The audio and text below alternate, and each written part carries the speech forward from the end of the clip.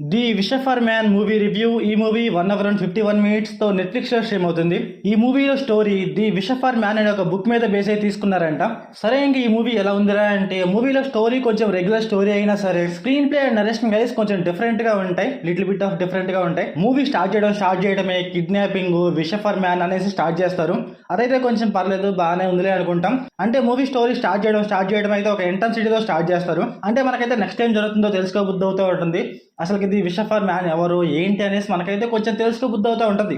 కాకపోతే ఏంట్రా అంటే, మూవీలో ఒక హాఫ్ అన్ అవర్ తర్వాత మూవీలో స్టోరీ చాలా అంటే చాలా స్లోగా తీసుకువెళ్తా ఉంటారు. అసలు ఎంత స్లో అంటే అంత స్లోగా తీసుకువెళ్తా ఉంటారు. ఇన్వెస్టిగేషన్ ఏమన్నా కొంచెం డిఫరెంట్ గా కొంచెం కొత్తగా ఉందంటే మరీ అంత కొత్తగా ఉండదు. కాకపోతే ఏంటంటే 1 or 2 సీన్స్ కైస్ కొంచెం పర్లేదు, ఓకే లాగా ఉంటాయి. అది కూడా సెకండ్ హాఫ్ లో కొంచెం డిఫరెంట్ గా ఉంటుంది ఇన్వెస్టిగేషన్. ఈ ఫస్ట్ హాఫ్ లో స్టార్ట్ చేయడం బాగానే స్టార్ట్ చేస్తారు కానీ పోను మనకైతే పిచ్చ లాగ్ అనిపిస్తూ ఉంటది. ఎందుకంటే మూవీలో స్టోరీ ముందరకెళ్ళదు, ఇన్వెస్టిగేషన్ అంటారు కానీ అదైతే మరీ అంత గొప్పగా ఉండదు.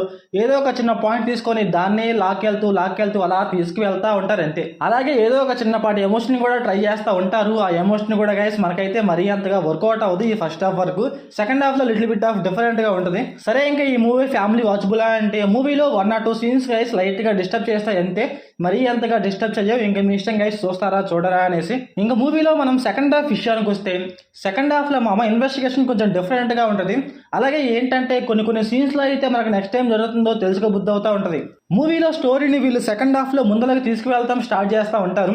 అక్కడ నుంచి మనకైతే మరీ అంత ల్యాగ్ లేకుండా ఏదో ముందరకు స్టోరీ వెళ్తుంది, పర్లేదురా బాబు అన్నట్టుగా మనమైతే చూస్తూ ఉంటాం. మనకైతే మరీ అంత బోర్ కొట్టకుండా లిటిల్ బిట్ ఆఫ్ ఎంగేజింగ్ గానే వెళ్తా ఉంటది. అలాగే సెకండ్ హాఫ్ లో ఒక చిన్న ట్విస్ట్ వస్తుంది. ఆ ట్విస్ట్ గైస్ చాలా అంటే చాలా బాగుంది. లాస్ట్ హాఫ్ అన్ అవర్ లో ఇంటెన్సిటీ గైస్ కొంచెం బాగా బిల్డ్ చేసుకున్నారు. అది కూడా కొంచెం పర్లేదు, ఓకే లాగా అనిపించింది. కాకపోతే ఏంటంటే క్లైమాక్స్ ఇంకా కొంచెం డిఫరెంట్ గా రాసుకుంటే కొంచెం బాగుండేది. బాగానే ఉంది కానీ ఇంకా కొంచెం డిఫరెంట్ రాసుకుంటే కొంచెం బాగుండేది. ఏదో నార్మల్ గా అనిపిస్తున్నాను చూస్తుంటే, కొంచెం డిఫరెంట్ గా అరే ఇలా జరిగింది ఇలా అయిందిరా అని చూపిస్తే కొంచెం డిఫరెంట్ గా రాసుకుంటే కొంచెం బాగుండేది. అలాగే గైస్ కొన్ని సీన్స్ లో ఏదో హర్రర్ లాగా భయపెడదామని ట్రై చేస్తూ ఉంటారు కానీ అదైతే మనకైతే వర్కౌట్ అవ్వదు. కాకపోతే ఏంటంటే మనకైతే ఒక క్యూరియాసిటీ బిల్డ్ చేస్తుంది అంతే. ఇంకా మూవీలో డైరెక్షన్, విజువల్స్ ఇవన్నీ పర్లేదు గైస్, బాగానే ఉన్నాయి. సో ఓవరాల్ గా మూవీ ఎలా ఉందిరా అంటే నాకైతే యావరేజ్ అనిపించింది గైస్. సో మీరు మూవీ చూసుకుంటే మీకు ఎలా అనిపించిందో కామెంట్ చేయండి. So thanks for watching.